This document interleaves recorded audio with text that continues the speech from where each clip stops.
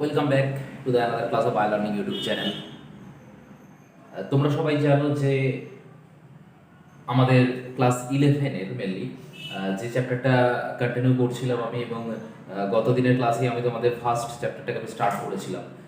তো সেই চ্যাপ্টারটা হচ্ছে আজকে আমাদের যেটা আছে। আমরা গত দিনের ক্লাসে বা বিগত ক্লাসে আমরা যেগুলো পড়েছিলাম সেটা হচ্ছে ডিফিউশন সম্পর্কে দেখেছিলাম, এবং ওয়াটার, মিনারেলস অ্যান্ড গ্যাসেস কীভাবে অ্যাবজর্ব হচ্ছে, তো বা ট্রান্সপোর্ট হচ্ছে কীভাবে, সেই জায়গাটা একটু দেখেছিলাম। আমরা বেসিক কনসেপ্টটা আমরা দেখেছিলাম। তো আজকে আমরা যে জায়গাটা চলে আসবো সেটা হচ্ছে, আমরা যেহেতু বিগত ক্লাসে আমাদের ব্যাপনটা মানে ডিভিশনটা কমপ্লিট হয়ে গেছে, তো এখানে আমি একটা টপিক বাদ রেখেছিলাম, সেটা হচ্ছে ফ্যাক্টরস বা ব্যাপন নিয়ন্ত্রণকারী যে শর্তগুলো আছে, সেই ফ্যাক্টরস ইনফ্লুয়েন্সিং ডিভিউশন, বা কোন কোন শর্ত বা কোন কোন ফ্যাক্টরসগুলো ব্যাপনটাকে নিয়ন্ত্রণ করছে বা ব্যাপনের হার বাড়াচ্ছে বা কমাচ্ছে, সেই জায়গাটা আমরা আজকে মেনলি দেখবো। এবং সেই জায়গাটা দেখে নেওয়ার পর আমরা চলে যাবো আমাদের পরের টপিকে, যেটা আছে হচ্ছে তোমার ফেসিলিটেটেড ডিফিউশন বা সহায়ক ব্যাপন। তো সেই সহায়ক ব্যাপনের জায়গাটা আমরা শুরু করবো, কিন্তু তার আগে আমরা ফ্যাক্টরস অ্যাফেক্টিং ডিফিউশন, সেই জায়গাটা আমরা কি কন্টিনিউ করবো। তো চলো, আমাদের ফ্যাক্টরস কি কি ফ্যাক্টরস আছে এবং তাদের কি কি প্রভাব আছে ডিফিউশনের ক্ষেত্রে, তো সেই জায়গাটা আমরা ফার্স্ট অফ অল দেখে নিই। দেখে নেওয়ার পর আমরা কিন্তু তোমার ডিফিউশনের ওই জায়গাটায়, ফ্যাসিলিটেটেড ডিফিউশন বা সহায়ক ব্যাপনের জায়গাটায় যাবো। তো আমাদের যে ফ্যাক্টরগুলো কাজ করে, সেই ফ্যাক্টরগুলোর মধ্যে প্রথমত যে ফ্যাক্টরগুলো আছে সেটা হচ্ছে উষ্ণতা বা তাপমাত্রা, তাই তো? তাহলে ফার্স্ট আমাদের যে পয়েন্টটা সেটা হচ্ছে তাপমাত্রা বা টেম্পারেচার। টেম্পারেচার টেম্পারেচার বা তাপমাত্রা। তাহলে এই তাপমাত্রা বা টেম্পারেচার কিভাবে ব্যাপনের ওপর প্রভাব বিস্তার করে না, ব্যাপনের তাপমাত্রা বা টেম্পারেচার যেটা, সেটা হচ্ছে কি করে না, তোমার মেনলি আমরা জানি সেটা হচ্ছে, দেখবে তুমি যখন একটা উদাহরণ দিলে ব্যাপারটা বুঝতে সোজা হবে। যখন তুমি শরবত করছো বা একটা পাত্রের মধ্যে জল নিয়ে তার মধ্যে চিনি লবণ মিশিয়ে গোলাচ্ছ, দেখবে সেই চিনিটা গুলতে অনেকটা বেশি সময় লাগে। কিন্তু যদি তুমি ওই চিনি সহ জলটাকে যদি একটু মানে উনানের ওপর বসিয়ে দাও বা তোমার তাপের ওপর বসিয়ে দাও, তাহলে তাপ দিলে দেখবে সহজে দ্রবীভূত হয়ে যায়। তাহলে এখান থেকে আমরা কি বুঝতে পারলাম না, যে তাপমাত্রা কি করে না, অণুগুলোর গতিশক্তিকে আরো বাড়িয়ে দেয়। তাহলে দাবের যে অণুগুলো আছে তাদের গতিশক্তিটাকে বাড়িয়ে দিল, ফলে দ্রবণটা তাড়াতাড়ি দ্রবণটা একটা সমসত্ব দ্রবণে পরিণত হচ্ছে। ফলে এখান থেকে আমরা বলতে পারি যে ব্যাপনের হার ডিপেন্ড করবে তাপমাত্রার ওপর। তাহলে তাপমাত্রা যদি বেশি হয় ব্যাপনের হার বাড়বে, তাপমাত্রা যদি কম হয় ব্যাপনের হার কমবে। তাহলে আমরা এখান থেকে কনক্লুশনে কি বলতে পারি না, আমরা এখান থেকে বলতে পারি যে ব্যাপনের হার ইনটু মাধ্যমের উষ্ণতা। তাহলে ব্যাপন আমি শর্ট করে লিখলাম, ব্যাপনের হার বা ব্যাপন হার ভ্যারিজাস মাধ্যমের মাধ্যমের তাপমাত্রা। তাহলে তাপমাত্রা যত বাড়বে ব্যাপনের হার তত বাড়বে। এটা গেল ফার্স্ট পয়েন্ট। তাহলে এটা হচ্ছে ফার্স্ট ফ্যাক্টর। 2 নম্বর ফ্যাক্টরে আসি, সেটা হচ্ছে আয়তন। আয়তন 2 নম্বর হচ্ছে ভলিউম বা আয়তন, ভলিউম বা আয়তন। তাহলে আয়তনের সঙ্গে কিভাবে সম্পর্ক আছে না, আয়তনের সঙ্গে যে সম্পর্ক সেটা বোঝাই। সেটা হচ্ছে, এখানেও একটা উদাহরণ দিই।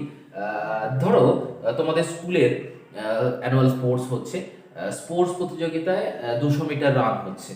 তো সেখানে ধরো একজন তোমার বন্ধু, দুটো বন্ধু তোমার পার্টিসিপেট করেছে। একজন হচ্ছে তোমার একটু হেলদি আর কি, মোটাসোটা, অন্যজন হচ্ছে তোমার মনে করো একটু পাতলা আর কি, রোগা টাইপের। তো এখান থেকে ডেফিনেটলি আমরা বলতে পারি যে রোগা হবে সে তা বেশি ছুটবে, আর যে বেশি মোটাসোটা আর কি সে সহজে ছুটতে পারবে না, সে একটু পিছিয়ে পড়বে। তো এখান থেকে তাহলে বুঝতে পারলাম কি, যার আয়তন বেশি সে সহজে যেতে পারছে না, আর যার আয়তন কম সে সহজে কিন্তু ছুটতে পারছে। তাহলে এখানেও অণুগুলোর আয়তন যত বেশি হবে তাহলে ব্যাপনের হার কি হবে, তাহলে ছুটবে না। কারণ ব্যাপন মানে কি, একটা কম্পিটিশন, তাই তো? একটা কম্পিটিশন যেটা ব্রাউনীয় গতি। তাহলে ওখানে যে উদাহরণটা দিলাম তার সাথে তাহলে রিলেট করো। তাহলে যাদের যে সকল অণুগুলোর আয়তন বেশি হবে তারা সহজে ব্যাপিত হতে পারবে না, অন্যদিকে যারা কম আয়তন বিশিষ্ট হবে তারা কি হবে, সহজে ব্যাপিত হতে পারবে। তাহলে মোরাল অফ দ্য থিঙ্কিং আমার কি এলো, যেটা হচ্ছে তোমার আয়তনের সঙ্গে ব্যাপনের হার হচ্ছে ব্যস্ত অনুপাতে পরিবর্তিত হয়, সরি। তাহলে ব্যাপন হার আমি বলতে পারি, ব্যাপন হার ভ্যারিজাস 1 বাই আয়তন, তাই তো? তাহলে 1 বাই আয়তন, সেটা হচ্ছে কি, পদার্থের অণুর আয়তন। তাহলে আয়তন কার না, অণুর, পদার্থের অণুর আয়তন। তাহলে অণুর আয়তন যত বাড়বে ব্যাপনের হার তত কি হবে? কমবে, কারণ এটা ব্যস্তানুপাতে পরিবর্তিত হচ্ছে। এটা গেল হচ্ছে তোমার কি 2 নম্বর ফ্যাক্টর। এবার আছে 3 নম্বর ফ্যাক্টর। 3 নম্বর ফ্যাক্টর আছে ঘনত্ব। ঘনত্ব বা ডেনসিটি। ডেনসিটি ডেনসিটি বা ঘনত্ব। তাহলে ঘনত্ব বা ডেনসিটি কি না, ঘনত্ব যত বাড়বে ব্যাপনের হার বাড়বে, ঘনত্ব যত কমবে ব্যাপনের হার কি হবে? কমবে, কারণ তাদের মধ্যে সান্দ্রতা বেশি হবে, ফলে তারা সহজে ব্যাপিত হতে পারবে। তাহলে ব্যাপন হার ভ্যারিজাস কি বলতে পারি? ঘনত্ব। তাহলে ব্যাপনের হার ঘনত্বের সমানুপাতে পরিবর্তিত হয়। ব্যাপনের হার ঘনত্ব বাড়লে ব্যাপনের হার বাড়বে, ঘনত্ব কমলে ব্যাপনের হার কমবে। এটা গেল 3 নম্বর পয়েন্ট। এবারে 4 নম্বর পয়েন্ট। 4 নম্বর পয়েন্ট আমাদের যেটা আছে সেটা হচ্ছে সান্দ্রতা। সান্দ্রতা 4 নম্বর ভিসকোসিটি, তাই তো? সান্দ্রতা বা ভিসকোসিটি। ভিসকোসিটি বা যেটাকে বলা হচ্ছে সান্দ্রতা। তাহলে সান্দ্রতা যত বাড়বে ব্যাপনের হার তত কিন্তু কমবে, কারণ সান্দ্রতার সঙ্গে তোমার ব্যাপনের হার হচ্ছে তোমার কি ব্যস্তানুপাতে পরিবর্তিত হয় সরি। ব্যাপন হার ভ্যারিজাস 1/সান্দ্রতা। 1/সান্দ্রতা। এটা গেল 3 নম্বর পয়েন্ট বা 3 নম্বর ফ্যাক্টর। 4 নম্বর ফ্যাক্টর চলে এসো। 4 নম্বর হচ্ছে দ্রাব্যতা। দ্রাব্যতা বা তোমার যেটাকে ইংলিশে বলা হচ্ছে মানে হচ্ছে তোমার সলুবেল আর কি, সলুবিলিটি। 5 নম্বর হচ্ছে সলুবিলিটি।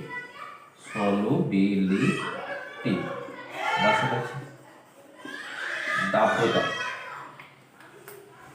তাহলে দ্রাব্যতা যত বেশি হবে ব্যাপনের হার তত বেশি হবে। তাহলে ব্যাপনের হার বেশি হলে সেটা দ্রাব্য হবে আর কি অ্যাকচুয়ালি। তাহলে ব্যাপনের হার নির্ভর করে দ্রাব্যতা বেশি হলে ব্যাপনের হার বেশি। তাহলে এখান থেকে একবার লিখে দাও ব্যাপন হার ভ্যারিজাস কি দ্রাব্যতা। দ্রাব্যতা যত বেশি হবে ব্যাপনের হার তত বেশি হবে, দ্রাব্যতা যত কম হবে ব্যাপনের হার তত কম হবে। এটা গেল 5 নম্বর পয়েন্ট। 6 নম্বর চলে এসো ঘনত্বের নতিমাত্রা বা কনসেন্ট্রেশন গ্রেডিয়েন্ট। 6 নম্বর হচ্ছে কনসেন্ট্রেশন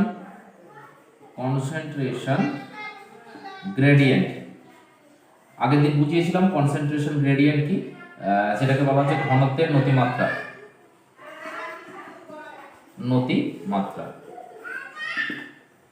ঘনত্বের নতিমাত্রা মানে যেদিকে ঘনত্ব আর কি কম, মানে বেশি থেকে কমের দিকে যাওয়া। তাহলে ঘনত্বের নতিমাত্রার দিকে, তাহলে ঘনত্বের নতিমাত্রা কি হবে? নতিমাত্রা যত বেশি হবে তোমার ব্যাপনের হার বাড়াটাই উচিত, সেটাই স্বাভাবিক। যদি আমরা এটা দেখে নিই ঘনত্বের নতিমাত্রা ব্যাপনের হারের সমানুপাতিক। তাহলে দেখো আগে জিনিসটা লিখে দিই, ব্যাপনের হার বা ব্যাপন হার ভ্যারিজাস হচ্ছে ঘনত্বের নতিমাত্রা। তাহলে যত ঘনত্বের পার্থক্য, তাহলে ঘনত্বের নতিমাত্রা আমরা কি বলেছিলাম? ঘনত্বের নতিমাত্রা আমরা বলেছিলাম যে হাই কনসেন্ট্রেশন থেকে যখন আমরা লো কনসেন্ট্রেশনের দিকে যাব, তাহলে হাই কনসেন্ট্রেশন থেকে যখন আমরা কোন দিকে যাচ্ছি? লো কনসেন্ট্রেশনের দিকে। তাহলে লো কনসেন্ট্রেশনের দিকে যাওয়া মানে কি? তাহলে হাই থেকে লো এর দিকে যাওয়া মানে হচ্ছে কি ঘনত্বটা বেশি থেকে কমের দিকে যাচ্ছে, তখন কি হবে? ব্যাপনের অটোমেটিক্যালি বাড়বে। তাহলে ঘনত্বের নতিমাত্রার পার্থক্যটা যত বেশি হবে দ্রুত ব্যাপন হবে, মানে যে উঁচু জায়গা থেকে যখন জল নিচু জায়গায় যাচ্ছে তাহলে যত বেশি পার্থক্য হবে, যেমন বাড়ির ছাদ থেকে জল পড়ার গতিবেগ আর ঝর্ণা থেকে জল পড়ার গতিবেগ, দেখবে দুটোর মধ্যে অনেকটা তফাৎ হয়, কারণ ঝর্ণাটা অনেক দূর থেকে, ফলে সেখানে দেখবে খুব দ্রুত মানে খুব গতিবেগটা বেশি থাকে পদার্থের অনুকূলে। আর যখন বাড়ির ছাদ থেকে পড়ছে, একতলা বাড়ির ছাদ থেকে যখন জল পড়ছে তখন দেখবে কম গতিবেগ থাকে। তাহলে কেন না, যত পার্থক্যটা বেশি হবে, ঘনত্বের নতিমাত্রা যত বেশি হবে, ব্যাপন কি হবে? তত দ্রুত ঘটবে। তাহলে ব্যাপন হার ঘনত্বের নতিমাত্রার সঙ্গে সমানুপাতে পরিবর্তিত হচ্ছে। এটা গেল তোমার হচ্ছে 6 নম্বর। এবার এসো 7 নম্বর পয়েন্ট। 7 নম্বর পয়েন্ট কি আছে? আচ্ছা, এইখানে আরেকটা জিনিস বলে দিই, ঘনত্বের নতিমাত্রা ব্যাপনের হারের সঙ্গে সমানুপাতে পরিণত হয়, এইটাকে বলা হচ্ছে ফিক্স ল। এটা কি বলা হয়? ফিকের সূত্র বা ফিকের ব্যাপন সূত্র। তাহলে এটাই হচ্ছে তোমার Fick's law of diffusion. Fick's FICKS Fick's law of diffusion. ফিকের বা বাংলায় বলে এটাকে ফিকের ব্যাপন সূত্র। ফিকের ব্যাপন সূত্র পরীক্ষা আসে, এটা ব্যাপন সূত্রটি লেখো। তাহলে এটা আলাদা করে কোশ্চেন আছে যে ফিকের সূত্রটি কি। তাহলে ফিকের সূত্র হচ্ছে ব্যাপনের হার ঘনত্বের নতিমাত্রার সমানুপাতে পরিবর্তিত হয়, এটাকে বিজ্ঞানে ফিক্স ডিসকভার করেছিলেন এবং তার নাম অনুসারে এটাকে লেখা হয়েছে ফিকের ব্যাপন সূত্র বা ফিক্স ল অফ ডিফিউশন। এটা গেল হচ্ছে 6 নম্বর ফ্যাক্টর। এবার চলে এসো তুমি 7 নম্বর ফ্যাক্টর। 7 নম্বর ফ্যাক্টর কি আছে তাহলে সেই জায়গাটা একটু দেখো। 7 নম্বর ফ্যাক্টর যেটা আছে সেটা হচ্ছে তোমার আণবিক গুরুত্ব। আণবিক গুরুত্ব বা তোমার মলিকিউলার ওয়েট। 7 নম্বর হচ্ছে আণবিক গুরুত্ব বা মলিকিউলার ওয়েট। মলিকিউলার ওয়েট বা আণবিক গুরুত্ব। আণবিক গুরুত্ব এই মলিকিউলার ওয়েটের সঙ্গে তোমার ব্যাপনের হার কি হয়, তোমার বর্গের ব্যস্তানুপাতে পরিবর্তিত হয়। বর্গমূলের সঙ্গে ব্যস্তানুপাত আণবিক গুরুত্ব। তাহলে ব্যাপনের হার আমি লিখতে পারি এখানে ব্যাপন হার ভ্যারিজাস 1/রুট আণবিক গুরুত্ব। আণবিক গুরুত্ব তাহলে আণবিক গুরুত্বের বর্গমূলের সাথে ব্যাপনের হার আণবিক গুরুত্বের বর্গমূলের সাথে ব্যস্তানুপাতে পরিবর্তিত হয়। তাহলে আণবিক গুরুত্ব যত কম হবে ব্যাপন হার তত বাড়বে, আণবিক গুরুত্ব যত বাড়বে ব্যাপন হার তত কমবে। এটা গেল হচ্ছে তোমার 7 নম্বর ফ্যাক্টর। এবার আমরা চলে আসবো কোথায়, আমাদের পরবর্তী ফ্যাক্টর যেটা হচ্ছে 8 নম্বর ফ্যাক্টর। 8 নম্বর ফ্যাক্টর যেটা আছে দেখো সেটা হচ্ছে তোমার গ্যাসীয় পদার্থের ঘনত্ব বা কনসেন্ট্রেশন অফ সাবস্টেন্স। গ্যাসীয় পদার্থের ঘনত্ব। 8 নম্বর হচ্ছে কনসেন্ট্রেশন অফ সাবস্টেন্স। আমরা এটা মেইনলি গ্যাসীয় পদার্থের ঘনত্বটা করব। গ্যাসীয় পদার্থের ঘনত্ব। তাহলে গ্যাসের ক্ষেত্রে আমরা আগে একটা ঘনত্ব পড়েছিলাম যে ঘনত্ব বাড়লে ব্যাপনের হার বাড়বে, কিন্তু গ্যাসীয় পদার্থের ক্ষেত্রে একটু নিয়মটা অন্যরকম হয়। গ্যাসীয় পদার্থের ব্যাপনের হার আমি যদি এটা লিখি তাহলে ব্যাপন হার ভ্যারিজাস 1/রুট ঘনত্ব। তাহলে কি হলো ব্যাপারটা, ঘনত্বের বর্গমূলের সঙ্গে ব্যস্তানুপাতে পরিবর্তিত হচ্ছে কি ব্যাপনের হার। তাহলে ব্যাপনের হার গ্যাসীয় পদার্থের ক্ষেত্রে এটা অনলি ইন গ্যাসিয়াস স্টেজ বা গ্যাসের ক্ষেত্রে গ্যাসীয় পদার্থের ঘনত্বের বর্গমূলের সঙ্গে কি হচ্ছে ব্যাপন হারটা ব্যস্তানুপাতে পরিবর্তিত হচ্ছে। এইটাকে বিজ্ঞানী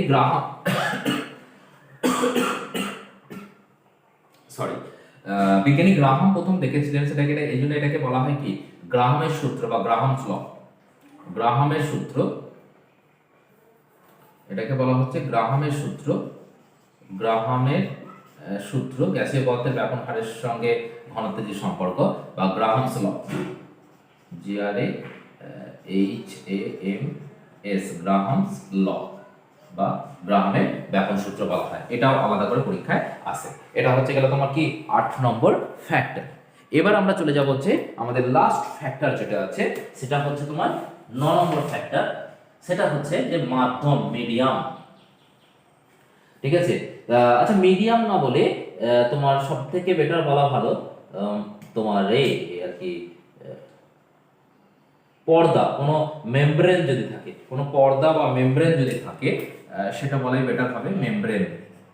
MEMBRANE মেমব্রেন বা যদি কোনো পর্দা থেকে থাকে আর কি, দুটো মাধ্যমের মধ্যে যখন ব্যাপন ঘটছে যদি তাদের মধ্যে পর্দা থাকে তাহলে পর্দা ব্যাপন থাকলে অতিক্রম করে ব্যাপন সংগঠিত হতে পারে, কিন্তু পর্দা ছিদ্র কি হতে হবে না, সাধারণত পর্দা ব্যাপনের ক্ষেত্রে পর্দা না থাকাটাই বাঞ্ছনীয়, কিন্তু যদি কোনো কারণে ব্যাপন থেকে থাকে মানে ব্যাপনের ক্ষেত্রে পর্দা থেকে থাকে তাহলে পর্দার যে ছিদ্রগুলোর ব্যাসটা যেটা হবে সেটা দ্রাবের ব্যাসের তুলনায় বড় হতে হবে। তাহলে পর্দার ব্যাস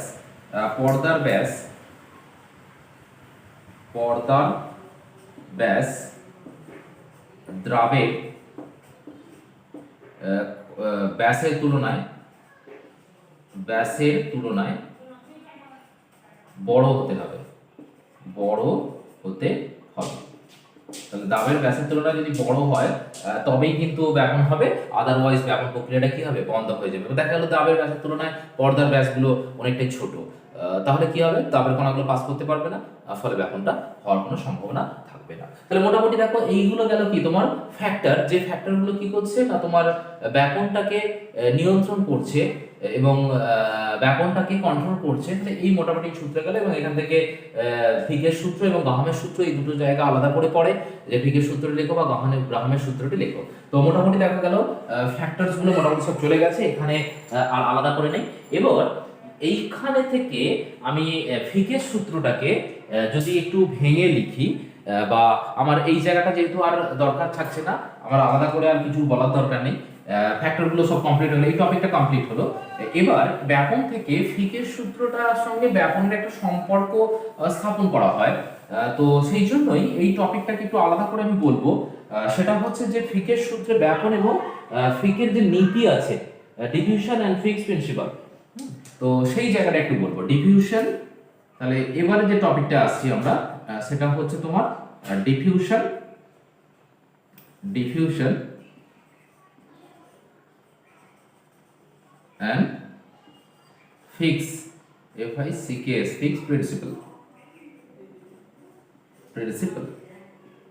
ফিকের সূত্রটা তো আমরা দেখে এলাম মোটামুটি। তাহলে ফিকের সূত্রটাকে একটু যদি তোমার একটু মানে ভেঙে লিখি আর কি, যেটা ফিক্সের প্রথম সূত্র বলা হয়, সেটা হচ্ছে বিজ্ঞানী, জার্মান বিজ্ঞানী ছিলেন একজন অ্যাডলফ ফিক। কে আবিষ্কার করেছিলেন না? জার্মান বিজ্ঞানী, German scientist Adolf, ADLOF, Adolf ফিক, একজন German scientist, German scientist Adolf ফিক। এবং যে সূত্রটা দিয়েছিলেন যেটা হচ্ছে ফার্স্ট ল, ঠিক আছে, প্রথম সূত্র এটা বলা হচ্ছে। এবং যে সূত্রটা ছিল সেই সূত্রটা হচ্ছে যে তোমার যে ব্যাপন পদ্ধতির হারকে কিভাবে ব্যাপনটা হচ্ছে ফিক্স সূত্র আমরা যেটা পড়ছি সেটার একটু ডিটেলস রূপ আর কি। ফিক্স মানে তোমার এই যে সূত্রটা, এটাকে কি করেছিল, যে ব্যাপন হার কিভাবে হচ্ছে সেটাকে গাণিতিকভাবে এক্সপ্রেস করেছিল। আমরা দেখো মোটামুটি ফিকের সূত্রটা কি দেখেছিলাম না, ফিকের সূত্রটা আমরা যেটা দেখিয়েছিলাম সেটা হচ্ছে ঘনত্বের নতিমাত্রা সমানুপাতিক, তাই তো?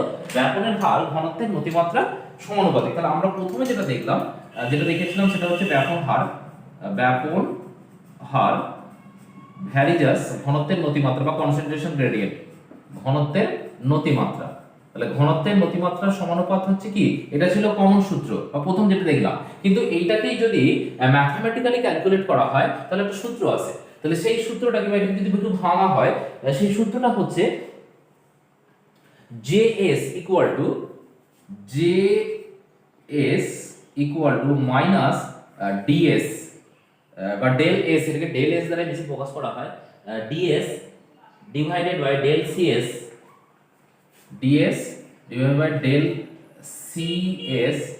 ডিভাইডেড বাই ডেল F, তোমার ডেল F না x,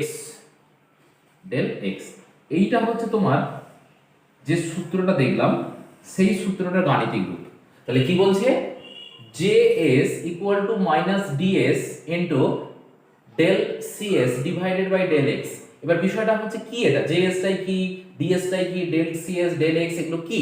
কারণ এটা আমি একটুকু বলতে পারি যে ব্যাপনের হার এবং ঘনত্বের নতিমাত্রা যে সম্পর্কটা আমরা পেলাম, সেখান থেকে দেখো ভ্যারিয়াসটা তুলেছি, তাই এটা কোনো একটা কনস্ট্যান্ট নিয়ে এসেছি, এবং এইটা হচ্ছে তার গাণিতিক ফর্মুলা। তাহলে যেটাই ব্যাপনের হার এই সূত্রটা, তাহলে এরই হচ্ছে কি একটা ম্যাথামেটিক্যাল ফর্মুলা, ম্যাথামেটিক্যাল ফর্মুলা আর কি, ইকুয়েশন ফর্মুলা। এবার কি বিষয়গুলো একটু বোঝাই। তাহলে কি এই JS, কি এই DS, কি এই ডেল CS আর x। তাহলে প্রথমেই একদম শুরু করি যেটা দিয়ে, সেটা হচ্ছে তোমার JX হচ্ছে ফ্লাক্স ডেনসিটি, JS যেটাকে বলা হচ্ছে। তাহলে পাশে আমি লিখি JS, যেটা বললাম আমি, JX equals to flux density, flux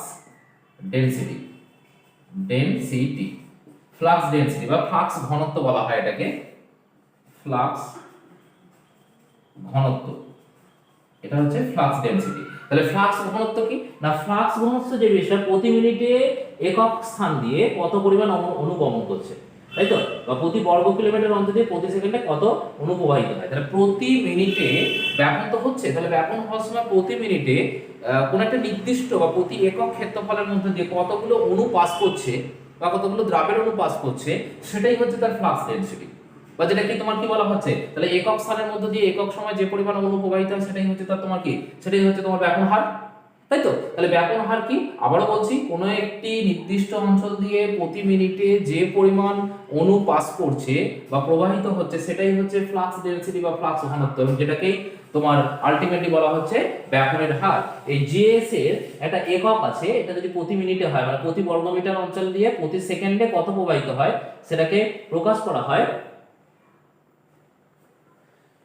একক, যেটা হচ্ছে mole metre to the power -2 x to the power -1।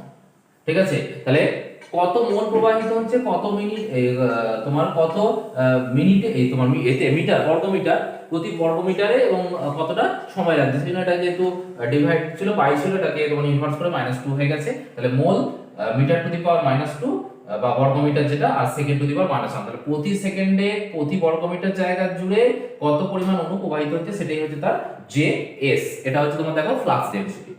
তারপরে চলে এসো, তারপরে যেটা আছে সেটা হচ্ছে ডিএস। ডিএস কে বলা হচ্ছে তোমার ডিফিউশন কোএফিসিয়েন্ট বা ব্যাপন গুণাঙ্ক, যেটা ডিএস, কারণ এটা ধ্রুবক, এই যে সমানুপাত তুলেছি এখানে একটা ধ্রুবক নিয়ে এসেছি। তাহলে ডিএস ইকুয়াল টু ডিফিউশন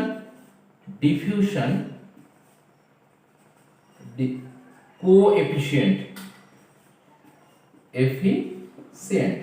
বা ব্যাপন গুণাঙ্ক। এটা আর কিছু বলার আমার দরকার নেই, কারণ এটা হচ্ছে তোমার কি একটা ধ্রুবক, দেখতেই পাচ্ছ। ডিএস হচ্ছে ব্যাপন গুণাঙ্ক, এবং সেটা হচ্ছে যদি একটু বলি কোন অণু কোন গতিতে প্রবাহিত হচ্ছে। তাহলে ডিএস মানে অ্যাকচুয়ালি বলতে পারি কোন অণু কোন গতিতে প্রবাহিত হচ্ছে, কোন অণু কোন গতিতে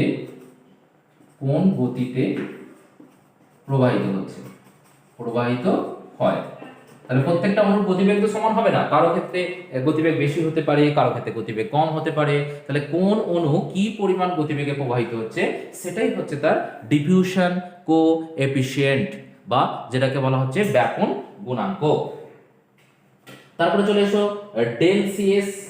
ডেল সিএস হচ্ছে কি না, ডেল সিএস হচ্ছে দুটি পৃথক স্থানে ব্যাপনযোগ্য পদার্থের ঘনত্বের পার্থক্য, যেটা কি ঘনত্বের নতিমাত্রা। তাহলে ডেল সিএস হচ্ছে দুটি ব্যাপনযোগ্য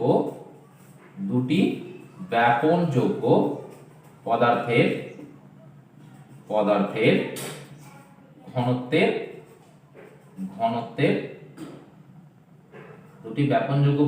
ঘনত্বের পার্থক্য। তাহলে সেটাই হচ্ছে কি তোমার ঘনত্বের নতিমাত্রা, তাই তো? ব্যাপনযোগ্য পদার্থের ঘনত্ব মানে কি বেশি কম, যদি বেশি হয় তাহলে ব্যাপন বেশি হবে, তাহলে সমানুপাতে পরিবর্তে দেখো। তাহলে যদি ঘনত্ব নতিমাত্রা বেশি হয় তাহলে কি হবে, ব্যাপন হার বাড়বে, যদি ঘনত্বের নতিমাত্রা কম হয় তাহলে ব্যাপন হার কমবে। তাহলে সেটাই বলা হচ্ছে ডেল সিএস, এবং সমানুপাতে পরিবর্তিত হচ্ছে। আর একটা যেটা পড়ে রইলো সেটা হচ্ছে ডেল এক্স, দুটি স্থানের মধ্যে দূরত্ব। ডেল এক্স যেটা আছে, ডেল এক্স হচ্ছে দুটি স্থানের মধ্যে বা ব্যাপনযোগ্য যাদের মধ্যে ব্যাপন ঘটছে তাদের মধ্যে দূরত্ব, দুটি স্থানের মধ্যবর্তী দূরত্ব। এবং সেটা কি হবে, দূরত্ব বাড়লে ব্যাপন হার কমবে, আর দূরত্ব কমলে ব্যাপন হার বাড়বে, তাই ব্যাসানুপাতে পরিবর্তিত হচ্ছে। এবার তাহলে দেখো মোটামুটি সবগুলো আমরা পেয়ে গেলাম, কিন্তু পেলাম না হচ্ছে একটা জিনিস, সেটা হচ্ছে মাইনাসটা কেন দেওয়া হলো, তাই তো? তাহলে মাইনাসের জায়গাটা কেন দেওয়া হয়েছে এবার সেটা বলবো, যে মাইনাসটা আমরা কেন দিচ্ছি। তাহলে মাইনাস বোঝায় যে ঘনত্বের তোমার ব্যাপন হারটা কি হচ্ছে আস্তে আস্তে কমছে, তাই তো? নির্দেশ করে অণুর আণবিক ঘনত্ব দিকে, মানে কম আণবিক ঘনত্বের দিকে যাচ্ছে। তাহলে এই যে মাইনাস সাইনটা দেওয়া হয়েছে, আমরা ব্যাপন হার কি জানি, ব্যাপনের হার একটা সময় বাড়বে, কিন্তু আস্তে আস্তে কি হবে, কমতে শুরু করবে। যখন বেশি থেকে কমের দিকে যাবে, তাহলে যত ঘনত্বের পার্থক্যটা কমবে ব্যাপনের হার কমবে। তাহলে এই মাইনাস চিহ্ন দ্বারা বোঝায়, মাইনাস দ্বারা বোঝাচ্ছে তোমার কি, মাইনাস ইকুয়াল টু বেশি ঘনত্ব থেকে হাই কনসেন্ট্রেশন থেকে লো কনসেন্ট্রেশনের দিকে যাচ্ছে, তাই তো? হাই কনসেন্ট্রেশন থেকে লো কনসেন্ট্রেশনের দিকে যাচ্ছে, এবং ব্যাপনের হারটা আস্তে আস্তে কি হচ্ছে, ব্যাপনের হার হ্রাস পাচ্ছে। অর্থাৎ কি বলতে পারি আমরা, দ্যাট ইজ ব্যাপন হার হ্রাস পায়, ব্যাপন হার হ্রাস পাওয়াটাকে বোঝাচ্ছে, হার হ্রাস পাচ্ছে। তাহলে হ্রাস নালে যদি না হতো তাহলে কি বলবো, ব্যাপন হার বাড়বে, সেই জন্যই মাইনাস চিহ্নটা দেওয়া হয়েছে। আশা করি বুঝতে পেরেছো ব্যাপন এবং ফিকের যে সূত্র, বা ফিকের ব্যাপন হারের সঙ্গে যে সূত্রটা প্রথমে আমরা ফ্যাক্টরের ক্ষেত্রে বলেছিলাম, সেটাই একটু ম্যাথমেটিক্যালি তোমার একটা ফর্মুলা বা ইকুয়েশন দেখালাম, এবং প্রত্যেকটা জিনিস বললাম। তাহলে সেই জায়গাটা আশা করছি বুঝতে পেরেছো। তো এইটা হলো ব্যাপন হারের সঙ্গে তোমার ফিকের সূত্রে একটা গাণিতিক ইকুয়েশনের।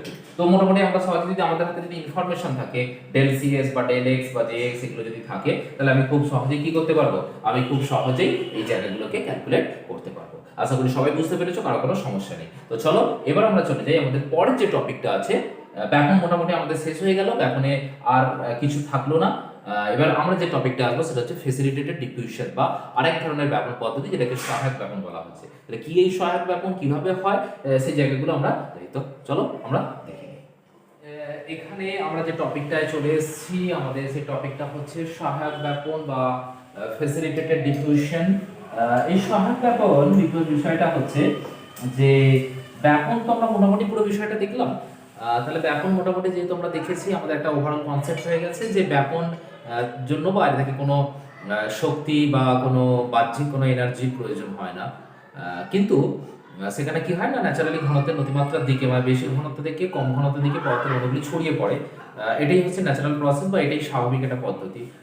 কিন্তু ব্যাপারটা হচ্ছে যেটা, সেটা হচ্ছে ব্যাপনের ক্ষেত্রে বা সহায়ক ব্যাপনের ক্ষেত্রে যেটা হয় যে কোনো একজনের সাহায্য নিয়ে ব্যাপন প্রক্রিয়াটা সম্পন্ন হয়, তাই তো? তাহলে কারোর সাহায্য নিয়ে যদি ব্যাপন প্রক্রিয়াটা সম্পন্ন হয়, সেটাকে বলা হচ্ছে সহায়ক ব্যাপন। এবার এটাতে যদি একটা উদাহরণ দিই, একটা বাস্তব উদাহরণের মধ্যে আসি। ধরো মনে করো তোমাকে তুমি কোনো একটা জায়গায় ইনভাইট বা ইনভিটেশন না থাকলে আমরা কোনো জায়গাতে যেতে পারি না। ধরো কোনো একটা বিয়ে বাড়ি হচ্ছে, সেই জায়গায় আমি যদি ইনভিটেশন থাকে তাহলে আমি সহজেই যেতে পারবো, কারণ আমার কাছে সেই এন্ট্রি পাসটা আছে বা আমি সহজেই সেই বিয়ে বাড়ির ভেতরে বা সেই অনুষ্ঠান বাড়িতে আমি যেতে পারবো। বাট যদি আমার কাছে কোনো রকম এন্ট্রি না থাকে বা আমার কাছে যদি ইনভিটেশন না থাকে, তাহলে কিন্তু আমরা সেখানে যেতে পারবো না, এটাই ন্যাচারাল। কিন্তু সাপোজ মনে করো যে আমার ইনভিটেশন আছে বাট তোমার ইনভিটেশন নেই, তাহলে তুমি কি করতে পারো? তাহলে তুমি তো যেতে পারবে না, বাট আমি যেতে পারবো। কিন্তু আমি চাইলে আমি তোমাকে সঙ্গে করে নিয়ে যেতে পারি, যেহেতু আমি ইনভাইটেড সেই জায়গায়। তাহলে আমি যদি মনে করি যে আমার সঙ্গে করে আমি একজনকে নিয়ে যাব, তাহলে সেটা কিন্তু বৈধ। তাহলে যখন তোমার কোনো ইনভিটেশন নেই অথচ তুমি একা একা যেতে পারবে না, কিন্তু কোনো একজনের সাহায্যে বা আমার সাহায্য নিয়ে তুমি সেই ইনভিটেশনে যেতে পারো, অবভিয়াসলি যেতে পারো, কারণ তুমি আমার অ্যাসিস্ট্যান্ট বা আমার সহযোগী হয়ে যাচ্ছ। তাহলে তখন কি হলো, আমার সাহায্য নিয়ে তুমি সেখানে প্রবেশ করলে, দ্যাট ইজ দ্য সহায়ক, কারণ একটা সাহায্য নেওয়া হলো, দ্যাট ইজ দ্য ফ্যাসিলিট, তাই তো? তুমি সেখানে একটা আলাদা ফ্যাসিলিটি পেলে, কারণ তুমি আমার সঙ্গে গেছো বলে, কারণ সেখানে যেহেতু আমি ইনভাইটেড। তাহলে সহায়ক ব্যাপনও তাই না। কোষ পর্দায় বিশেষ কিছু প্রোটিন থাকে, যে প্রোটিনগুলো কি করে না, যে প্রোটিনগুলো তোমার কোনো একটা পদার্থের অণু বা আয়নকে বাইন্ড করে, তাই তো? তাহলে কোনো প্রোটিন যে থাকে আমাদের কোষ পর্দার মধ্যে, যে প্রোটিন থাকে, কারণ আমরা জানি কোষ পর্দা হচ্ছে প্রোটিন লিপিড প্রোটিন মডেল বা প্রোটিন এবং লিপিড দিয়ে তৈরি। লিপিডের মধ্যে অসংখ্য প্রোটিন, এক্সট্রিনসিক ইন্ট্রিনসিক এই প্রোটিনগুলো থাকে, যেটা তোমরা কোষ পর্দার গঠনে পড়েছো। তো সেখান থেকে এই যে পদার্থগুলো আছে বা এই যে আয়নগুলো আছে, তাহলে কোষ পর্দার ওই প্রোটিন বাহকের সাহায্যে তোমার কি করছে, বেশি ঘনত্বযুক্ত স্থান থেকে কম ঘনত্বযুক্ত স্থানের দিকে ছড়িয়ে পড়ছে। তাহলে বেশি থেকে যখন কমের দিকে আসলো, with the help of external agent আর এক্সটার্নাল প্রোটিন, সেটা কি বলা হচ্ছে তোমার কি, ফ্যাসিলিটেটেড ডিফিউশন। তাহলে ন্যাচারালি ঢুকতে পারছিল না, তাই তো? ন্যাচারালি ব্যবহার হচ্ছিল না, কিন্তু কোনো একটা বাহক পেয়ে যাওয়ার জন্য, কোনো একজন সহায়ক পেয়ে যাওয়ার জন্য সহজেই কিন্তু ব্যাপিত হতে পারলো বা বেশি ঘনত্ব থেকে কম ঘনত্বের দিকে হতে পারলো। এবার যদি প্রশ্ন হয় স্যার কেন ঢুকতে পারছে না, এখন তো বেশি থেকে কমের দিকেই হবে, তাহলে নিশ্চয়ই সেখানে কোনো ব্যারিয়ার ছিল, তাই তো? তাহলে সেখানে নিশ্চয়ই কোনো ইন্টারনাল আর এক্সটার্নাল কিছু ব্যারিয়ার ছিল, যার জন্য সেটা ন্যাচারালি বা নর্মালি সেটা হতে পারছিল না ব্যাপারটা। কিন্তু যখনই কোনো একজন প্রোটিন বাহকের সাহায্য পেল বা কেউ বহন করে নিয়ে গেল, তখন সেটা কি হয়, কাজটা খুব সহজেই হয়। ধরো মনে করো তুমি একটা জায়গায় যাবে, তোমার একটা ডেস্টিনিতে যাবে, তুমি খুঁজে পাচ্ছ না, তুমি কাউকে জিজ্ঞাসা করলে, সে কি করলো, বললো ঠিক আছে চলুন আমার সাথে চলুন। তাহলে আমার সাথে তার সাথে তুমি চলে গেলে, সহজে সেই তোমার ডেস্টিনিতে পৌঁছে গেলে। দ্যাট ইজ এটা হতে পারে, কারণ এমনটা নয় যে তুমি জায়গাটা খুঁজে পাবে না বা হবে না, হয়তো দেরি হবে, কিন্তু তুমি সেটাকে খুঁজে পাবে। তাহলে ব্যাপন যদি ন্যাচারালি হতো তাহলে সেটা দেরি হতো, কিন্তু যদি কারো সাহায্য নেওয়া হয় কি খুব সহজে কাজটা হয়। তাহলে সেখানেই বলছে সেটাই হচ্ছে সহায়ক। তাহলে যে ব্যাপন প্রক্রিয়ায় কোষ পর্দার সাথে সংযুক্ত বিশেষ প্রোটিন বাহক, তাই তো? তাহলে কোষ পর্দার মধ্যে যে প্রোটিন বাহক ছিল, তাহলে বিশেষ প্রোটিন বাহক যেটা কি করছে, মাধ্যমে শক্তির ব্যবহার ছাড়াই, তাহলে অবভিয়াসলি এখানে যেহেতু ব্যাপন হচ্ছে, তাহলে কোনো শক্তির ব্যবহার ছাড়াই, শক্তি লাগবে না, অধিক ঘনত্বযুক্ত স্থান থেকে অণু বা আয়নগুলি কম ঘনত্বযুক্ত স্থানে ছড়িয়ে পড়ে। তাহলে কম ঘনত্বযুক্ত স্থানে ছড়িয়ে পড়ে সমঘনত্বে পরিণত হবে, এটাকে বলা হচ্ছে কি সহায়ক ব্যাপন। তাহলে কি বলা হলো না, কোনো একটা প্রোটিন বাহকের সাহায্যে অণু বা আয়নগুলি যখন অধিক ঘনত্ব থেকে বা বেশি ঘনত্ব থেকে কম ঘনত্ব থেকে ছড়িয়ে পড়ছে, দিয়ে ব্যাপিত হচ্ছে বা সমঘনত্বে পরিণত হচ্ছে, তখন তাকে বলা হচ্ছে কি সহায়ক ব্যাপন বা ফেসিলিটেটেড ডিফিউশন। তাহলে ফেসিলিটি আমরা বলি না, আমরা ফেসিলিটি পেয়েছি, তাই তো? কিছু ফেসিলিটি পেলাম মানে কি, কার থেকে যদি কোনো সাহায্য পাই, দ্যাট ইজ দ্য ফেসিলিটি। তাহলে এও কি হলো, এও একটা ফেসিলিটি পেলো, যেটা হচ্ছে একটা প্রোটিন বাহকে পেয়েছে, যে কি হচ্ছে ব্যাপিত হতে সাহায্য করে। তাহলে এটা কি বলা হচ্ছে কি ফেসিলিটেটেড ডিফিউশন বা সহায়ক ব্যাপন। তাহলে এই গেল। এবার সহায়ক ব্যাপন কি হয় বা সাধারণ ব্যাপন কি, এদের মধ্যে পার্থক্য কি, এটা আমরা একটা ছবি দেখে বুঝে নেবো যে কিভাবে হচ্ছে বা কতগুলো স্টেপ আছে। ছবিটা আমি আঁকি, ছবিটা আঁকলে তোমরা বিষয়টাকে আরো ক্লিয়ার করে বুঝতে পারবে। তো চলো আমরা ছবিটা দেখে নিই। দেখো, আমি এখানে একটা কোষ পর্দার ছবি এঁকেছি। দেখে নিশ্চয়ই বুঝতে পারছো এটা একটা কোষ পর্দার ছবি, কারণ কোষ পর্দার মধ্যে যে জায়গাগুলো দেখানো হয়েছে, এই জায়গাগুলো হচ্ছে তোমার বাইলেয়ার লিপিড, এটা হচ্ছে দ্বিস্তরীয় লিপিড, এবং লিপিডের দুটো প্রান্ত আছে, একটা হচ্ছে এক্সটার্নাল হেড, তাই তো? এটা হচ্ছে হেড রিজিয়ন, যেটা হচ্ছে কি হাইড্রোফিলিক হেড, এটা হচ্ছে হাইড্রোফিলিক বা জলাকর্ষী হাইড্রোফিলিক। আর এই দিকটা হচ্ছে টেল রিজিয়ন, টেল, সেটা হচ্ছে হাইড্রোফোবিক, হাইড্রোফোবিক। তাহলে হাইড্রোফিলিক টেল আর হাইড্রোফোবিক তোমার জল বিকর্ষী হচ্ছে টেল। তাহলে হাইড্রোফিলিক এবং হাইড্রোফোবিক তোমার যে দুটো টেল এবং ফসফোলিপিড যেটা আছে, ফসফোলিপিড দ্বিস্তরীয় ফসফোলিপিডের মধ্যে প্রোটিনগুলো ভেসে আছে, তাহলে ডিফারেন্ট কাইন্ডস অফ প্রোটিন হতে পারে। এখানে যে প্রোটিনটাকে দেখানো হয়েছে, দেখো এখানে প্রোটিনটা হচ্ছে, দেখো যেখানে চ্যানেল রয়েছে, তাহলে এটাকে বলা হয় চ্যানেল প্রোটিন। তাহলে এখানে আমাদের লিপিড যে লেয়ার ছিল, তোমার দ্বিস্তরীয় কোষ পর্দার যে সিঙ্গার এবং নিকলসনের যে আমরা ফ্লুইড মোজাইক মডেল দেখেছিলাম, সেখানে কি ছিল না, লিপিড স্তরের মধ্যে প্রোটিনগুলি ইতস্ততভাবে বা বিক্ষিপ্তভাবে ঘুরে বেড়ায়। যেমন হচ্ছে পায়েসের মধ্যে যেমন কিশমিশ বা কাজুগুলো ঘুরে বেড়ায়, তাহলে কিশমিশ বা কাজুকে আমি যদি এখানে প্রোটিন রূপে কল্পনা করি, আর পায়েসটিকে যদি আমি লিপিড রূপে কল্পনা করি, তাহলে লিপিডের মধ্যে প্রোটিনগুলো ভেসে আছে। তাহলে এবারে সেখানে দু ধরনের আমরা প্রোটিন দেখেছিলাম, একটা হচ্ছে এক্সট্রিনসিক আর একটা হচ্ছে ইন্ট্রিনসিক। কোষ পর্দার বাইরের দিক বরাবর বা পরিধি বরাবর যে সমস্ত প্রোটিনগুলো থাকে সেগুলোকে বলা হচ্ছে এক্সট্রিনসিক, আর কোষ পর্দার ভেতরে বা অভ্যন্তরে যে প্রোটিনগুলো থাকে সেগুলোকে বলা হচ্ছে ইন্ট্রিনসিক প্রোটিন। তাহলে ইন্ট্রিনসিক প্রোটিনের আবার ভাগ করা হয়েছিল, সেখানে কিছু প্রোটিন আছে তাদের মধ্যে চ্যানেল বা ফাঁক থাকে, তো সেইগুলোকে বলা হয়েছিল channel protein. Channel protein, channel protein এর আরেকটা নাম ছিল যেটাকে বলা হয় পোরিন। Porin, PORIN, porin. তাহলে চ্যানেল প্রোটিন এবং পোরিন। আর কি ছিল, আর ছিল হচ্ছে ক্যারিয়ার প্রোটিন, মানে বাহক আর কি। তাহলে এইগুলো হচ্ছে তোমার কি ক্যারিয়ার প্রোটিন, ক্যারিয়ার যারা বহন করে নিয়ে যায়, ক্যারিয়ার, CARRIER, ক্যারিয়ার বা বাহক প্রোটিন। ওকে, তাহলে ক্যারিয়ার প্রোটিন, তাহলে এটাও কি হবে একইভাবে ক্যারিয়ার প্রোটিন বা বাহক প্রোটিন হবে। তাহলে দুটো তোমার এখানে বাহক প্রোটিন দেখালাম, একটা হচ্ছে চ্যানেল প্রোটিন দেখালাম।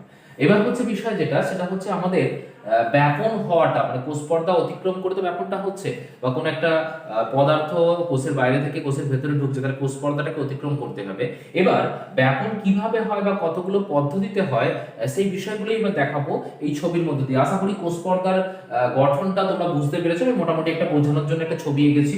এবার আমি জাস্ট আমার মেন উদ্দেশ্য হচ্ছে যে কিভাবে ব্যাপিত হচ্ছে বা কতগুলো পথে ব্যাপিত হতে পারে, সেই বিষয়টা আমি দেখাবো এখানে যে কিভাবে হয়। এবার দেখো, এখান থেকে ব্যাপন হতে পারে, ধরো কোনো একটা পদার্থের অণু বা আয়ন, সেটা কি হবে না কোষ পর্দার বাইরের থেকে। তাহলে এটা যদি আমি কোষ পর্দার বাইরের দিক ধরি, এক্সটার্নাল পার্ট, এক্সটার্নাল রিজিয়ন বা বাইরের দিক এটা, আর এটা হচ্ছে কি তোমার ইন্টারনাল রিজিয়ন, ইন্টারনাল রিজিয়ন মানে অ্যাকচুয়ালি এটা একটা কোষ, এটা কোষের এটা এখান থেকে এখানে প্রবেশ করছে, তাহলে এই দিকটা হচ্ছে কি, এই দিকটা হচ্ছে এক্সটার্নাল রিজিয়ন, আর ভেতরটাই ঢোকাচ্ছে, তাহলে এটা ইন্টারনাল রিজিয়ন। তাহলে এটা কোষের ভেতরের দিক, আর এটা হচ্ছে কোষ পর্দা তার বাইরের দিক, এক্সটার্নাল রিজিয়ন। তাহলে এক্সটার্নাল থেকে ইন্টারনালি এইভাবে ঢুকছে কোন একটা পদার্থ, তাহলে এইভাবে আমি ঢোকাতে পারি। তাহলে এটা একটা এক্সটার্নাল কোন একটা এলিমেন্ট, যেটা ইন্টারনালে ঢোকালাম। তাহলে নিশ্চয়ই বোঝা যাচ্ছে এই জায়গাটার সাথে কম্পেয়ার করতে পারছো। এবার দেখো এইটা, তাহলে একটা কোষের মধ্যে কোনো একটা পদার্থ একটা কোষের বাইরে থেকে কোষের ভেতরে ঢুকছে, মানে এক্সটার্নাল রিজিয়ন থেকে ইন্টারনাল রিজিয়নে ঢুকছে, সেটা বিভিন্ন পথে হতে পারে। কিভাবে না ধরো কোন একটা পদার্থ এখানে আছে, এটা যদি 1 নম্বর কন্ডিশন ধরি, কোন একটা পদার্থ বা আয়ন বা অণু আছে, সেটা কি সরাসরি কোষ পর্দা ভেদ করে তোমার কোষের ভিতরে প্রবেশ করতে পারে, তাহলে 1 নম্বর পথ সরাসরি কোষ পর্দা ভেদ করে প্রবেশ করতে পারে, তাহলে এটা যে সিম্পলি একদম হয়ে গেল। তাহলে এই যে কোনো বাহকের প্রয়োজন হলো না, কোনো ক্যারিয়ার প্রয়োজন হলো না, কিচ্ছু প্রয়োজন হলো না, কোনো শক্তি লাগলো না, কিচ্ছু না, যদি সরাসরি কোষ পর্দা অতিক্রম করে ঢুকতে পারে তখন সেটাকে বলা হয় সরল ব্যাপন বা সিম্পল ডিফিউশন। তাহলে সেটা কি বললাম, সেটা হচ্ছে তোমার সরল ব্যাপন, তাহলে এটাকে বলা হচ্ছে সিম্পল ডিফিউশন। সিম্পল একদম সিম্পলি হয়ে গেল, সিম্পল ডিফিউশন। ডিফিউশন যদি কোনো বাহক বা কোনো ক্যারিয়ার কিচ্ছু না লাগে, যদি সরাসরি কোষের মধ্যে প্রবেশ করে তখন সেটাকে বলা হচ্ছে সিম্পল ডিফিউশন বা সরল ব্যাপন। এবার 2 নম্বর ভাবে যদি আরেকটা ভাবে যদি দেখাই, তাহলে এখানে কোনো বাহ্যিক শক্তি লাগলো না, তাহলে এটা কি নিষ্ক্রিয় পরিবহন অবভিয়াসলি। তাহলে যেহেতু কোনো বাহ্যিক কোনো শক্তি লাগলো না, তাহলে এটা নিষ্ক্রিয় পরিবহন। এটা হচ্ছে তোমার 2 নম্বর কন্ডিশন দেখাই, তাহলে এটা হচ্ছে 1 নম্বর কন্ডিশন। 2 নম্বর কন্ডিশন যদি চ্যানেল প্রোটিনের মধ্য দিয়ে আসে, ঠিক আছে, চ্যানেল প্রোটিনের মধ্য দিয়ে আসলে কি হবে ঘটনাটা, তাহলে চ্যানেল প্রোটিনের মধ্য দিয়ে কোনো একটা অণু বা আয়ন রাস্তা করাই রয়েছে, শুধুমাত্র কি হলো এইটা দিয়ে পাস করে কোথায় চলে এলো, ফাঁকা জায়গা দিয়ে গলে গেল শুধুমাত্র, তাই তো। তাহলে 2 নম্বর কন্ডিশন কি, 2 নম্বর কন্ডিশন হচ্ছে চ্যানেল প্রোটিন বা পোরিন, যেটা বললাম এই চ্যানেল প্রোটিন বা পোরিনের মধ্যে দিয়ে ফাঁকা একটা চ্যানেল থাকে বা রাস্তা থাকে, তাহলে পদার্থের অণু বা আয়নগুলি বেশি ঘনত্ব বা এক্সটার্নাল রিজিয়ন থেকে ইন্টারনাল এনভায়রনমেন্টে বা ইন্টারনাল রিজিয়নে খুব সহজেই দ্রুত পরিবাহিত হয়ে যাচ্ছে। তাহলে এইটা কি বলা হচ্ছে কি তোমার ফ্যাসিলেট, অবভিয়াসলি ফ্যাসিলেট হয়েছে, কারণ একটা প্রোটিন বা কারো সাহায্য নিয়েছে। ধরো মনে করো কোন একটা জিনিস প্রবেশ করার জন্য ফাঁকা জায়গা যদি থাকে, তাহলে সেই ফাঁকা জায়গা দিয়ে সহজে যাওয়া যায়, কিন্তু যদি সামনে একটা ব্লক থাকে তাহলে কিন্তু যাওয়া যায় না। তাহলে এখানে কি হলো, পোরিন কি করলো, যেহেতু পোরিনের মধ্যে একটা চ্যানেল ছিল বা একটা রাস্তা ছিল, তাহলে তোমাকে ডেস্টিনি দেখিয়ে দেওয়া হলো যে তুমি এই সোজা চলে যাও। তাহলে কি কারণ কিন্তু সাহায্য, তাহলে ওই যে চ্যানেলটা সাহায্য নিয়ে তুমি গেলে, তাহলে এটা কি বলা হচ্ছে কি ফেসিলিটেড ডিফিউশন, কারণ সাহায্য একজন পেয়েছে, কারণ প্রোটিনের সাহায্য পেয়েছে। তাহলে এইটাকে কিন্তু আর আমি সিম্পল ডিফিউশন বলতে পারবো না, এটাকে বলতে হবে আমার কি ফেসিলিটেটেড ডিফিউশন, ওকে, বা কমপ্লেক্স ডিফিউশন। তাহলে আমি শর্টে লিখি এটাকে ফেসিলিটেটেড ডিফিউশন, আমি সংক্ষেপে লিখলাম এফডি, ফেসিলিটেটেড ডিফিউশন বা সহায়ক ব্যাপন। ফেসিলিটেটেড ডিফিউশন আর কিভাবে হতে পারে না, ধরো মনে করো কোনো একটা পদার্থের অণু বা আয়ন আছে, তাই তো, কোনো একটা পদার্থের অণু বা আয়ন আছে, সেটা কোনো চ্যানেল প্রোটিন বা পোরিন পেলো না, তাহলে অন্য কোনো একটা প্রোটিনের সাথে কি করবে, বাইন্ড করবে।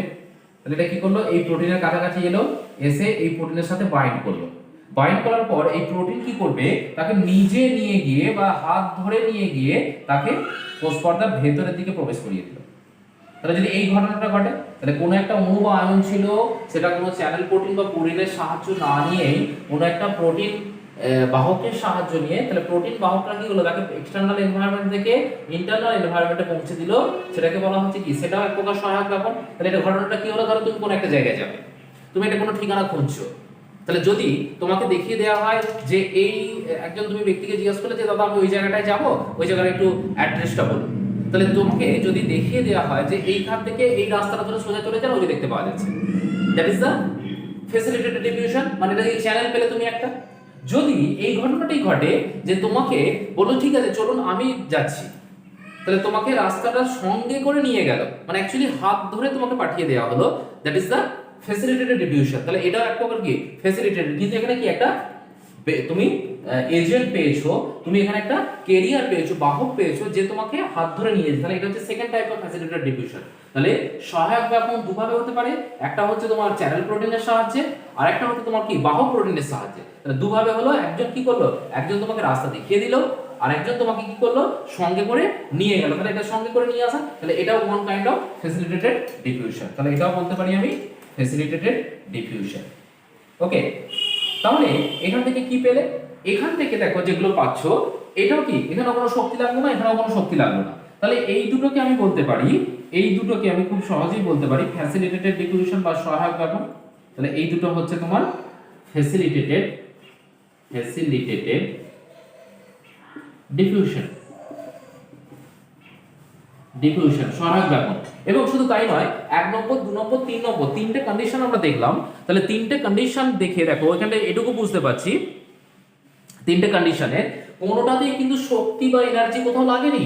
তাহলে এই তিনটেকে আমি একসাথে কি বলতে পারি, তাহলে এই তিনটেকে আমি একসাথে বলতে পারি এগুলো হচ্ছে তোমার কি এই তিনটে একসাথে হচ্ছে প্যাসিভ ট্রান্সপোর্ট, প্যাসিভ ট্রান্সপোর্ট, কারণ এখানে কোনো শক্তির প্রয়োজন হলো না, দ্যাট ইজ দ্য নিষ্ক্রিয় পরিবহন বা প্যাসিভ ট্রান্সপোর্ট বা নিষ্ক্রিয় পরিবহন। তাহলে নিষ্ক্রিয় পরিবহন এই তিন ভাবে কিন্তু হতে পারে, একটা হচ্ছে সরাসরি প্রবেশ করতে পারে, দুই নম্বর হচ্ছে বাহক চ্যানেল প্রোটিনের সাহায্যে, তিন নম্বর হচ্ছে বাহক প্রোটিনের সাহায্যে। তাহলে এটা গেল হচ্ছে তোমার কি তিনটে সরল ব্যবহার বা সক্রিয় নিষ্ক্রিয় পরিবহন। এবার আমরা কোথায় চলে আসবো, এবার আমরা আসবো হচ্ছে সক্রিয় পরিবহনের ক্ষেত্রে। তাহলে সক্রিয় পরিবহনে দেখো একটা ছবি আছে, সেখানে হচ্ছে যে এখানেও আছে তোমার কি, এখানে যেমন বাহক প্রোটিন ছিল এখানেও বাহক প্রোটিন আছে, দেখো ক্যারিয়ার প্রোটিন লিখেছি। তাহলে বাহক প্রোটিনে এখানে কোন একটা পদার্থের অণু বা আয়ন আছে, সেটা কি করলো, সেটা কোষ পর্দা সংলগ্ন হলো। তাহলে কোষ পর্দা সংলগ্ন হওয়ার পরও কিন্তু সেটা কোষের ভেতরে প্রবেশ করতে পারলো না। এটা যেমন পেরেছিল কোনো শক্তির ব্যবহার ছাড়াই, তাই এটাকে ফ্যাসিলিটেটেড ডিফিউশন বলেছিলাম। তাহলে এটা কিন্তু পারলো না, তাহলে এটা facilitated diffusion, obviously facilitated diffusion. But এখানে কি করতে হচ্ছে, বাইরে থেকে এক্সটারনালি তোমাকে একটা এনার্জি দিতে হচ্ছে, তবে এই পদার্থটা কি হচ্ছে, তবে এই পদার্থটা কোষের ভেতরে ঢুকছে। তাহলে বাহ্যিক একটা শক্তির প্রয়োজন হয়। তাহলে শক্তিটাকে কিভাবে দেখাবো, তাহলে বাহ্যিক যে শক্তির প্রয়োজন হয় এখান থেকে তোমার আমি এইভাবে দেখাতে পারি। এখানে একটা শক্তি দিলাম এটিপি, এবং এটা ভেঙে কি তৈরি করলো, এডিপি প্লাস পিআই। তাহলে দেখো একটা এক্সটার্নাল এনার্জি দিতে হয়েছে। কিন্তু আগের যেটা ছিল, আগের কন্ডিশনটাই দেখো, এখানেও বাহক প্রোটিনের সাহায্যে হয়েছিল, কিন্তু এখানে শক্তি দিতে হয়নি, তাই এটা নিষ্ক্রিয় পরিবহন ছিল। আর যেহেতু এখানে শক্তি দিতে হয়েছে, তাই এটাকে আমরা কি বলবো, এটাকে আর নিষ্ক্রিয় পরিবহন বলতে পারবো না, এটাকে বলবো সক্রিয় পরিবহন বা অ্যাক্টিভ ট্রান্সপোর্ট, অ্যাক্টিভ ট্রান্সপোর্ট। তাহলে দেখো বিষয়টা বোঝা গেল কি, তাহলে কোনটা সক্রিয় পরিবহন কোনটা নিষ্ক্রিয় পরিবহন বা কিভাবে হচ্ছে সেই জায়গাটা দেখো পুরোটাই এখানে আলোচনা করা হলো। তাহলে এখান থেকে আশা করি তোমাদের বুঝতে আর কোনো অসুবিধা রইলো না। প্রথম তিনটে হচ্ছে তোমার সবগুলোই সহায়ক ব্যাপার অবভিয়াসলি, প্রথম তিনটে হচ্ছে তোমার নিষ্ক্রিয় পরিবহন, আর 4 নম্বর যেটা কন্ডিশন দেখালাম সেটা হচ্ছে সক্রিয় পরিবহন। তাহলে আমি যদি কন্ডিশনগুলোকে লিখে দিই, এটা হচ্ছে 1 নম্বর কন্ডিশন, এটা হচ্ছে তোমার 2 নম্বর কন্ডিশন, এটা হচ্ছে তোমার 3 নম্বর কন্ডিশন, আর এটা হচ্ছে তোমার কি 4 নম্বর কন্ডিশন। তাহলে 1 2 3 প্যাসিভ, আর 4 নম্বরটা হচ্ছে তোমার অ্যাক্টিভ। তাহলে মোটামুটি দেখো তোমাদের বিষয়টা বোঝা গেছে। এবার চলে এসো আমরা টাইপসে যাই, কত রকম ভাবে পরিবহন হতে পারে বা কি কি পরিবাহিত হয় সহায়ক বাহনে, সেই জায়গাগুলো আমরা একটু দেখে নেব। দেখো সহপরিবহনের কি কি পদার্থ পরিবাহিত হচ্ছে তার উপর ডিপেন্ড করে পরিবহনের দিক অনুসারে তোমার অ্যাকর্ডিং টু দ্য ডাইরেকশন কোন দিকে যাচ্ছে, সহায়ক বাহনকে 3 ভাগে ভাগ করা হচ্ছে। কি according to the types of facilitated diffusion, types of facilitated diffusion according to the, তাহলে কার উপর ডিপেন্ড করে, according to the direction, কোন দিকে যাচ্ছে বা কি কি পরিবাহিত হচ্ছে বা কোন কোন কতগুলো পদার্থ পরিবাহিত হচ্ছে, according to the direction facilitated diffusion কে 3টে ভাগে ভাগ করা হচ্ছে। ওকে, আমরা যদি ভাগ করি, 1 নম্বর হচ্ছে যেটা ভাগ আছে বা 3টে ভাগ আমি আগে লিখে দিই। এক পরিবহন বা ইউনিপোর্ট, সিমপোর্ট এন্ড অ্যান্টিপোর্ট। ইউনিপোর্ট বা যেটাকে বলা হচ্ছে এক পরিবহন, আমি বিষয়গুলো বোঝাবো, অবশ্যই বোঝাবো। পরিবহন 2 নম্বর হচ্ছে কি, 2 নম্বর হচ্ছে তোমার সিমপোর্ট বা যেটাকে বলা হচ্ছে সহপরিবহন, হ্যাঁ ঠিকই বললাম, সহপরিবহন পরিবহন। আর 3 নম্বর হচ্ছে তোমার অ্যান্টিপোর্ট, এগুলো থেকে শর্ট কোশ্চেন পড়ে, যেগুলোকে বলা হচ্ছে প্রতি পরিবহন। ইউনিপোর্ট, সিমপোর্ট এন্ড অ্যান্টিপোর্ট। দেখো 3টে বিষয়, একটা হচ্ছে এক পরিবহন, সহপরিবহন এবং প্রতি পরিবহন। সেটা হচ্ছে দেখো আমরা একটু আগে যে জায়গাটা দেখছিলাম, যে কোন একটা চ্যানেল প্রোটিনের মধ্যে দিয়ে সহায়ক বাহনের যেহেতু ভাগ্য হচ্ছে, তাহলে চ্যানেল প্রোটিন বা কোনো বাহক প্রোটিনের মধ্যে দিয়ে যখন পদার্থের অণুগুলি কি হচ্ছে, ধরো পদার্থের অণুগুলি একটি মাত্রই অণু বা অনেকগুলো অণু যদি পরিণত হতে পারে, তাহলে একজনও হতে পারে এবং একাধিকও হতে পারে। আমি এখানে 3টে ছবি পরপর আঁকবো, কারণ 3টে বিষয় আমার যেহেতু আছে, তাহলে এগুলো আমার চ্যানেল প্রোটিন সাপোজ মনে করো, মোটামুটি একটা ছবি আঁকলাম আমাকে বোঝানোর জন্য। তাহলে এগুলো হচ্ছে ক্যারিয়ার বা বাহক বা চ্যানেল প্রোটিন। একটি পদার্থের অণু যদি পরিবাহিত হয় তোমার একমুখে, তাই তো, একটি পদার্থের অণু, ধরো মনে করো এইটা একটা পদার্থের অণু, সেটা যে কোনো একটা নির্দিষ্ট মুখে পরিবাহিত হচ্ছে, সেটা এই দিকেই ধরো পরিবাহিত হলো, তাহলে কোনো একটা নির্দিষ্ট পদার্থের অণু যদি এক মুখে পরিবাহিত হয় তখন সেটাকে বলবো ইউনিপোর্ট বা এক পরিবহন। তাহলে কি বললাম, কোনো একটা পদার্থের অণু, কারণ এটা হচ্ছে কি তোমার career protein, career protein, career protein, তাহলে কোনো একটি পদার্থের অণু একটি নির্দিষ্ট অভিমুখে একদিকে প্রবাহিত, যদি এদিক থেকে এদিকে হয় তাহলে এদিকে হবে, অথবা এইটার উল্টো ছবিটা হতে পারতো, এদিক থেকে এদিকে হতে পারে, কিন্তু যেটা হবে সেটা একটা মুখেই হবে। তাহলে যেমন তো একটা পদার্থের অণু একটি নির্দিষ্ট অভিমুখে, তাহলে আমি এখানে কি লিখতে পারি, ইউনিপোর্টে আমি লিখতে পারি যে একটি পদার্থের অণু একমুখী পরিবাহিত হয়। তাহলে একটি পদার্থের অণু, একটি পদার্থের অণু, পদার্থের অণু বা আয়ন এক মুখে পরিবাহিত হয়, এক মুখে, যেদিকে যাবে এক মুখেই যাবে, এক মুখে পরিবহন, অণুর এক মুখে পরিবহন। তাহলে একটি পদার্থের অণু যদি একটি মাত্র দিকে পরিবাহিত হয় তখন তাকে বলা হচ্ছে কি ইউনিপোর্ট।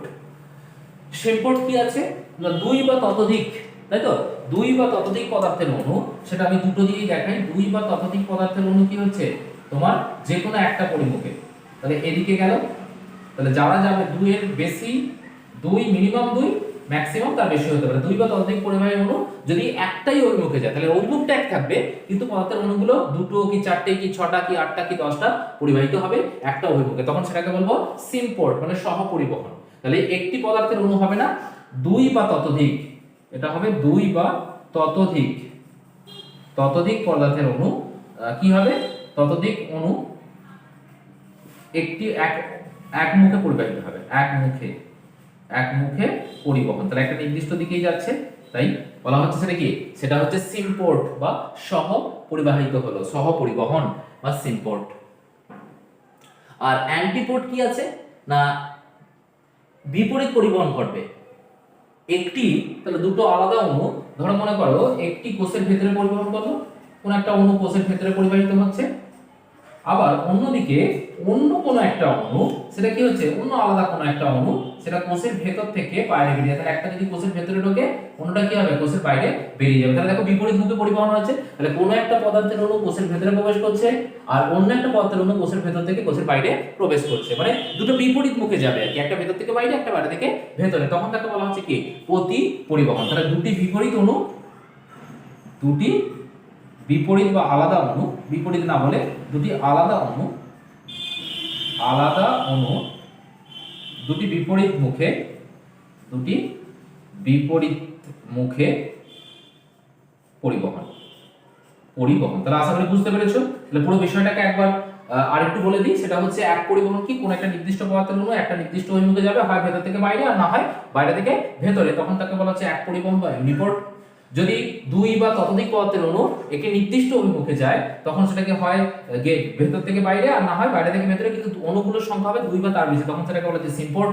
আর যদি দুটি পৃথক অণু একটা দুজন বিপরীত দিকে যায়, একজন কোষের ভেতর থেকে বাইরে বাইরে থেকে ভেতরে আসছে একজন, আর ভেতর থেকে একজন বাইরে যাচ্ছে, মানে দুটো বিপরীত বা দুটো আলাদা অণু দুটো আলাদা অভিমুখে গেলে তখন তাকে বলা হচ্ছে অ্যান্টিপোর্ট। তাহলে প্রথম ছবিটা আমরা কি পেলাম, এক নম্বরটা পেলাম হচ্ছে ইউনিপোর্ট, ইউনিপোর্ট, দু নম্বরটা পেয়েছি সিম্পোর্ট, আর তিন নম্বরটা পেয়েছি অ্যান্টিপোর্ট, বিপরীত অ্যান্টিপোর্ট।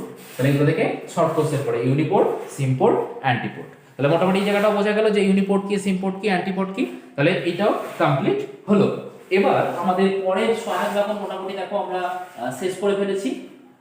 সহায়ক ব্যাকরণে আমাদের সেরকম ভাবে আর কিছু নেই, তবে আরেকটু যেটা বাকি রইলো সেটা হচ্ছে তোমার সক্রিয় পরিবহন, যেটা সেই সক্রিয় পরিবহনটা একটুখানি বলে দেবো, কারণ অলরেডি সক্রিয় পরিবহন একবার বলেছি। সক্রিয় পরিবহন নিয়ে আমি ডিটেলসে খুব একটা যাব না, কারণ সক্রিয় পরিবহন নিষ্ক্রিয় পরিবহন আমাদের যে জায়গাটা ছিল সেটা পার্থক্য আমি প্রথম ক্লাসেই বলেছিলাম, এবং আজকে ফ্যাসিলিটেটেড ডিফিউশন পড়াতে গিয়েও আমি সক্রিয় পরিবহনের জায়গাটা কিছুটা কভার করে গেছি। তো আমি জাস্ট একটু ছোট্ট করে অ্যাক্টিভ ট্রান্সপোর্ট যেটা আছে, সক্রিয় পরিবহন খালি বলে দেবো, এখান থেকে একটা শর্ট কোশ্চেন আছে। অ্যাক্টিভ ট্রান্সপোর্ট সম্পর্কে আমরা অলরেডি বলে ফেলেছি, তাই আমাদের আলাদা করে আর বলার কোনো প্রয়োজন নেই, শুধু এইটুকু জেনে রাখো active transport, active transport, transport বা সক্রিয় পরিবহন, সক্রিয় পরিবহনের যে জায়গাটা আমরা পেয়েছিলাম সেটা ঘনত্বের নতিমাত্রার বিপরীতে হবে। সক্রিয় পরিবহন ঘনত্বের নতিমাত্রার বিপরীতে ঘটছে এই জায়গাটা।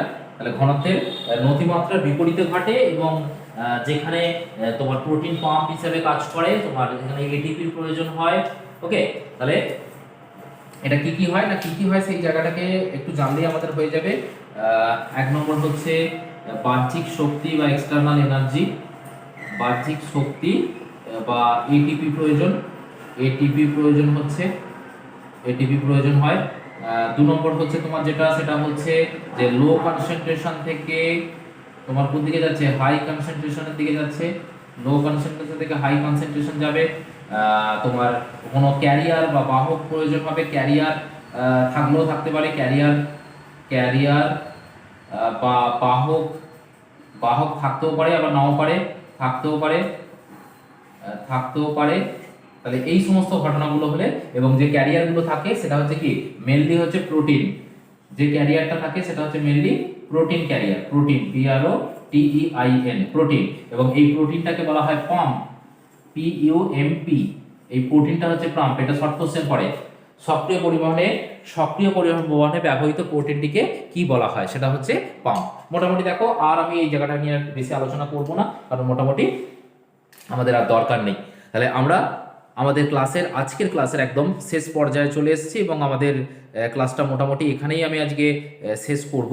তো আশা করি আজকে যে বিষয়গুলো আলোচনা করলাম সেটা হচ্ছে ফ্যাক্টর এবং তার সঙ্গে সহপরিবহন কিভাবে হচ্ছে, সক্রিয় পরিবহন কিভাবে হচ্ছে। তাহলে আমাদের 2 নম্বর যে টপিকটা আমরা বলেছিলাম, 2 নম্বর টপিকটা আমাদের কমপ্লিট হয়ে গেল আমাদের সিলেবাসে যেটা ছিল।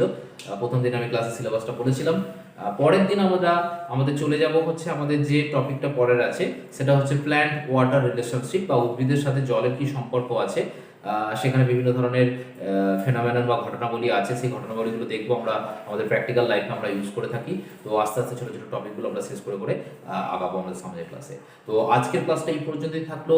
তো that's all for the day. Have a nice day. Thank you.